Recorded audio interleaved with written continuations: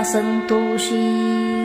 जय माता रानी। प्रिय भक्तगणों, स्वागत है आप सभी का आपके अपने चैनल ज्ञान अर्थ में। आज की इस कथा में आप श्रवण करेंगे श्रावण के मास में पावन पवित्र महीने के अवसर पर आप श्रवण करेंगे माँ संतोषी की व्रत कथा, शुक्रवार की व्रत कथा, जिसके श्रवण मात्र से साधक की सभी दुख दरिद्रता दूर हो जाती है। माँ संतोषी की कृपा से ऐसे साधक को मिलता है अखंड सौभाग्य, तेजस्वी पुत्र और धन ऐश्वर्य का वरदान। तो आइए श्रोताओं, रसपान करते हैं शुक्रवार की पावन पवित्र व्रत कथा, माँ संतोषी की व्रत कथा। एक बुढ़िया थी, उसके 7 बेटे थे। 6 कमाने वाले थे जबकि एक निकम्मा था। बुढ़िया 6 बेटों की रसोई बनाती, भोजन कराती, उनसे जो कुछ जूठन बचता वह 7वें को दे देती। एक दिन वह पत्नी से बोला, देखो मेरी माँ को मुझ पर कितना प्रेम है। वह बोली, क्यों नहीं, सबका जूठा जो तुमको खिलाती है। वह बोला, ऐसा नहीं हो सकता, मैं जब तक अपनी आंखों से ना देख लूं मान नहीं सकता। बहू हंसकर बोली, देख लोगे तब तो मानोगे। कुछ दिन बाद त्योहार आया। घर में 7 प्रकार के भोजन और चूरमे के लड्डू बने। यह सब जांच करने के लिए सिर दुखने का बहाना कर पतला वस्त्र सिर पर ओढ़े रसोई घर में सो गया। वह कपड़े में से सब देखता रहा। 6 भाई भोजन करने आए। उसने देखा माँ ने उनके लिए सुंदर आसन बिछाकर नाना प्रकार की रसोई परोसी और आग्रह करके उन्हें जमाया। वह देखता रहा। 6 भोजन करके उठे तब माँ ने उनकी जूठी थालियों में से लड्डुओं के टुकड़े उठाकर एक लड्डू बनाया। जूठन साफ कर बुढ़िया माँ ने उसे पुकारा, बेटा 6 भाई भोजन करके चले गए, अब तू ही बाकी है, अब तू कब खाएगा।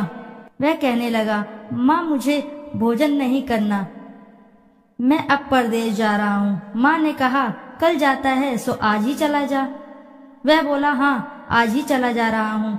यह कहकर वह घर से निकल गया। 7वें बेटे को परदेश जाते समय पत्नी की याद आ गई। वह गौशाला में कंडे उपले थाप रही थी। वहां जाकर बोला, अब हम जावे परदेश, आवेंगे कुछ काल, तुम रहियो संतोष से धर्म अपनो पाल। वह बोली, जाओ पिया आनंद से, हमरो सोच हटाए, राम भरोसे हम रहे, ईश्वर तुम्हें सहाय।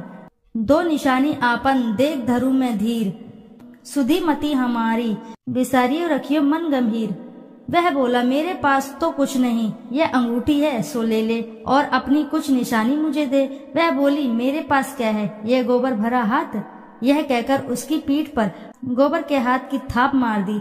वह चल दिया। चलते चलते दूर देश पहुंचा। वहां एक साहूकार की दुकान थी। वहां जाकर कहने लगा, भाई मुझे नौकरी पर रख लो। साहूकार को जरूरत थी। बोला, रह जा। लड़के ने पूछा, तनख्वाह क्या दोगे। साहूकार ने कहा, काम देखकर दाम मिलेगा। साहूकार की नौकरी मिली। वह सुबह 7 बजे से 10 बजे तक नौकरी बजाने लगा। कुछ दिनों में दुकान का सारा लेन देन, हिसाब किताब, ग्राहकों को माल बेचना, सारा काम करने लगा। साहूकार के साथ 8 नौकर थे। वे सब चक्कर खाने लगे। यह तो बहुत होशियार बन गया। सेठ ने भी काम देखा और 3 महीने में ही उसे आधे मुनाफे का हिस्सेदार बना लिया। वह कुछ वर्ष में ही नाबी सेठ बन गया और मालिक सारा कारोबार उस पर छोड़कर चला गया। इधर उसकी पत्नी को सास ससुर दुख देने लगे। सारी गृहस्थी का काम करा के उसे लकड़ी लेने के जंगल में भेजते। इस बीच घर के आटे से जो भूसी निकलती है उसकी रोटी बनाकर रख दी जाती और फूटे नारियल की नारेली में पानी। एक दिन वह लकड़ी लेने जा रही थी। रास्ते में बहुत सी स्त्रियां संतोषी माता का व्रत करती दिखाई दी। वह वहां खड़ी होकर कथा सुनने लगी और पूछा, बहनों तुम किस देवता का व्रत करती हो और उसके करने से क्या फल मिलता है। यदि तुम इस व्रत का विधान मुझे समझाकर कहो तो मैं तुम्हारा बड़ा ही एहसान मानूंगी। तब उनमें से एक स्त्री बोली, सुनो, यह संतोषी माता का व्रत है। इसके करने से निर्धनता, दरिद्रता का नाश होता है और जो कुछ भी मन में कामना हो वह सब संतोषी माता की कृपा से पूरी होती है। तब उसने उस व्रत की विधि पूछी। वह भक्तिनी स्त्री बोली, 1.25 आने का गुड़, चना लेना, इच्छा हो तो 5.25 आने का लेना या 1.25 रुपए का भी सहूलियत के अनुसार लाना। बिना परेशानी और श्रद्धा व प्रेम से जितना भी बन पड़े सवाया लेना। प्रत्येक शुक्रवार को निराहार रहकर कथा सुनना। इसके बीच क्रम टूटे नहीं। लगातार नियम पालन करना। सुनने वाला कोई ना मिले तो घी का दीपक जलाकर उसके आगे या जल के पात्र को सामने रखकर कथा कहना। जब यह कार्य सिद्ध हो जाए नियम का पालन करना और कार्य सिद्ध हो जाने पर व्रत कथा का उद्यापन करना। 3 मास बीतने पर माता फल अवश्य ही पूर्ण करती हैं। यदि किसी के ग्रह खोटे भी हों तो भी माता वर्ष भर में कार्य सिद्ध करती हैं। फल सिद्ध होने पर उद्यापन करना चाहिए, बीच में नहीं। उद्यापन में 2.5 सेर आटे का खाजा और इसी परिणाम से खीर तथा चने का साग 8 लड़कों को भोजन कराना। जहाँ तक मिले देवर जेठ भाई बंधु के हों, ना मिले तो रिश्तेदार और पास पड़ोसियों को भी बुला सकते हैं। उन्हें भोजन करा यथा शक्ति दक्षिणा दे माता का नियम पूरा करना है। उस दिन घर में खटाई न खाना। यह सुन बुढ़िया की बहू चल दी। रास्ते में लकड़ी के बोझ को बेच दिया और उन पैसों से गुड़ चना ले माता के व्रत की तैयारी कर आगे चली और सामने मंदिर देखकर पूछने लगी, यह मंदिर किसका है? सब कहने लगे, संतोषी माता का है। यह सुनकर माता के मंदिर में जाकर चरणों में लौटने लगी। दीन हो विनती करने लगी, माँ मैं निपट अज्ञानी हूँ, व्रत के कुछ भी नियम नहीं जानती हूँ, मैं दुखी हूँ। हे माता जगत जननी मेरी दुख दूर करो, मैं तेरी शरण में हूँ।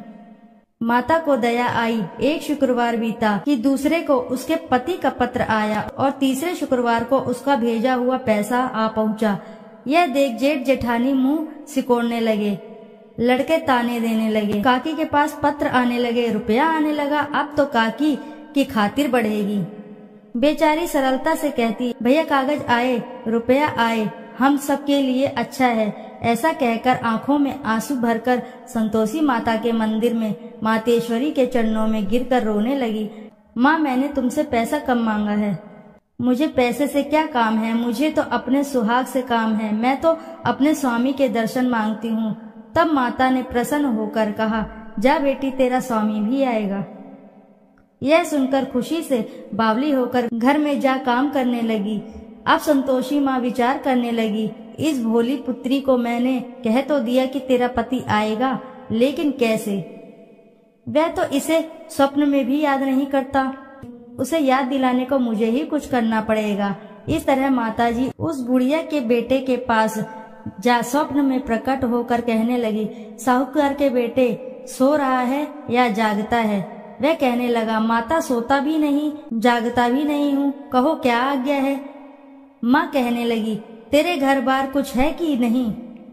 वह बोला, मेरे पास सब कुछ है, माँ बाप है, बहू है, क्या कमी है?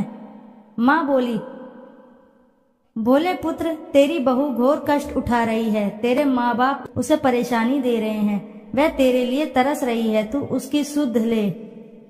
वह बोला, हाँ माताजी यह तो मालूम है, परंतु जाऊं तो जाऊं कैसे?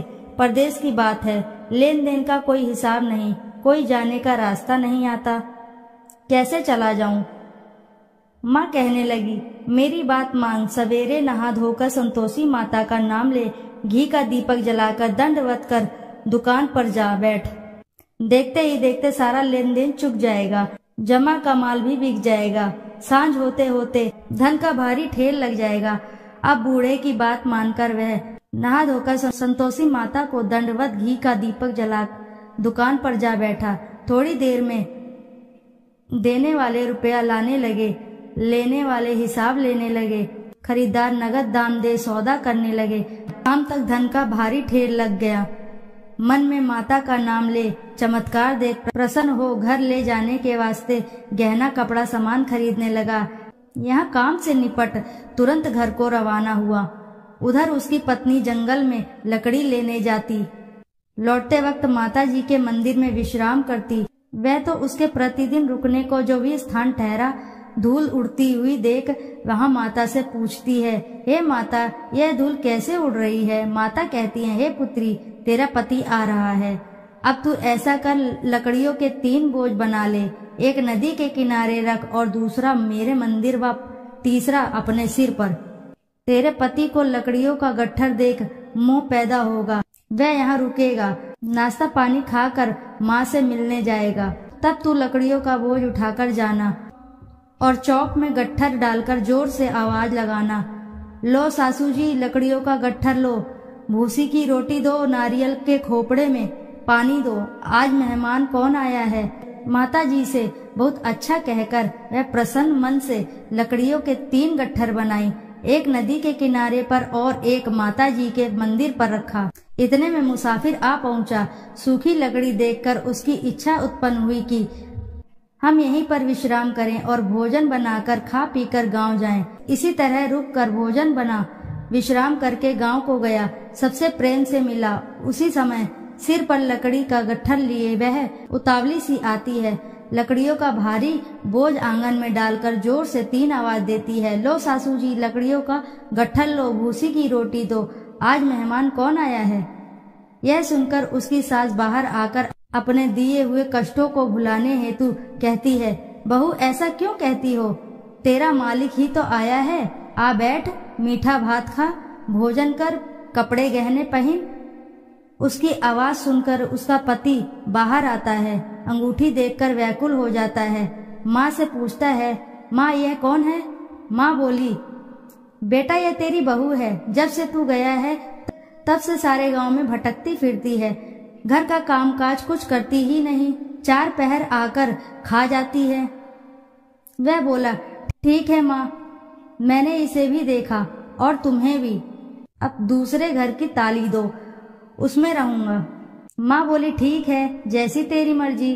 तब वह दूसरे मकान की 3री मंजिल का कमरा खोलकर सारा सामान जमाया। एक दिन में राजा के महल में जैसा ठाट बाट बन गया। अब क्या था, बहू सुख भोगने लगी। इतने में शुक्रवार आया। उसने पति से कहा, मुझे संतोषी माता के व्रत का उद्यापन करना है। पति बोला, खुशी से कर लो।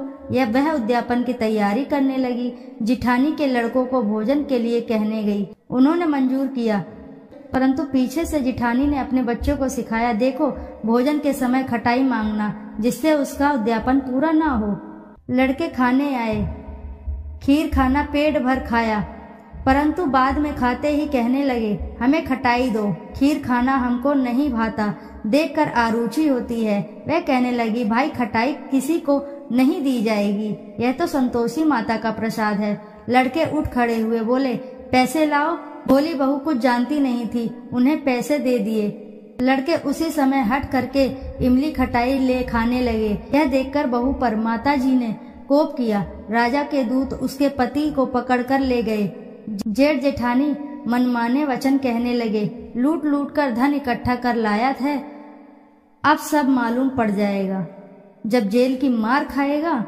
बहू से यह सहन नहीं हुए। माता संतोषी से मांगी माफी। रोती हुई माता जी के मंदिर गई। कहने लगी, हे माँ, तुमने क्या किया। हंसाकर अब भक्तों को रुलाने लगी। माता बोली, बेटी तूने उद्यापन करके मेरा व्रत भंग किया। वह कहने लगी, माता मैंने कुछ अपराध किया है, मैंने तो भूल से लड़कों को पैसे दे दिए थे, मुझे क्षमा करो, मैं फिर तुम्हारा उद्यापन करूंगी। माँ बोली, अब भूल मत करना। वह कहती है, अब भूल नहीं होगी। अब बतलाओ वे कैसे आएंगे। माँ बोली, जा पुत्री, तेरा पति तुझे रास्ते में आता मिलेगा। वह निकली, राह में पति आता मिला। वह पूछी, कहाँ गए थे। वह कहने लगा, इतना धन जो कमाया है उसका टैक्स राजा ने मांगा था, वह भरने गया था। वह प्रसन्न हो बोली, भला हुआ, अब घर चलो। कुछ दिन बाद फिर शुक्रवार आया। फिर किया व्रत का उद्यापन। वह बोली, मुझे फिर से माता का उद्यापन करना है। पति ने कहा, करो। बहू फिर से जेठ के लड़के को भोजन को कहने गई। जेठानी ने 1-2 बातें सुनाई और सब लड़कों को सिखाने लगी, तुम सब लोग पहले ही खटाई मांगना। लड़के भोजन से पहले कहने लगे, हम खीर नहीं खानी, हमारा जी बिगड़ता है, कुछ खटाई खाने को दो। वह बोली, खटाई किसी को नहीं मिलेगी, आना हो तो आओ। वह ब्राह्मण के लड़के को लाकर भोजन कराने लगी। यथाशक्ति दक्षिणा की जगह 1-1 फल उन्हें दिया। संतोषी माता प्रसन्न हुई। माता की कृपा होते ही 9वें मास में उसके चंद्रमा के समान सुंदर पुत्र प्राप्त हुआ।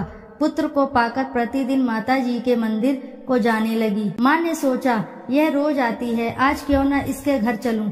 यह विचार कर माता ने भयानक रूप बनाया। गुड़ चने से सना मुख, ऊपर सूंड के समान होठ, उस पर मक्खियां भिन्न भिन्न कर रही थी। देहली पर पैर रखते ही उसकी सास चिल्लाई, देखो रे, कोई चुड़ैल डाकिन आ रही है, लड़को इसे भगाओ। नहीं तो किसी को खा जाएगी। लड़के भगाने लगे, चिल्लाकर खिड़की बंद करने लगे। बहू रोशनदान में से देख रही थी। प्रसन्नता से पगली बन चिल्लाने लगी, आज मेरी माताजी मेरे घर आई हैं। वह बच्चे को दूध पीने से हटाती है। इतने में सास का क्रोध फटा। वह बोली, क्या उतावली हुई है, बच्चे को पटक दिया। इतने में माँ के प्रताप से लड़के ही लड़के नजर आने लगे। वह बोली, माँ मैं जिसका व्रत करती हूँ यह संतोषी माता हैं। सबने माताजी के चरण पकड़ लिए और विनती करने लगे, हे माता, हम मूर्ख अज्ञानी हैं, तुम्हारे व्रत का विधि विधान हम नहीं जानते। व्रत भंग कर हमने बड़ा अपराध किया है। जग माता आप हमारा अपराध क्षमा करो। इस प्रकार माता प्रसन्न हुई। बहू को प्रसन्न होकर जैसा फल दिया वैसा माता सबको फल दे। जो पढ़े उनका मनोरथ पूर्ण हो, सभी की मनोकामनाएं पूर्ण हो, सभी के कार्य बनते चले जाएं। बोलो जय संतोषी माता की जय।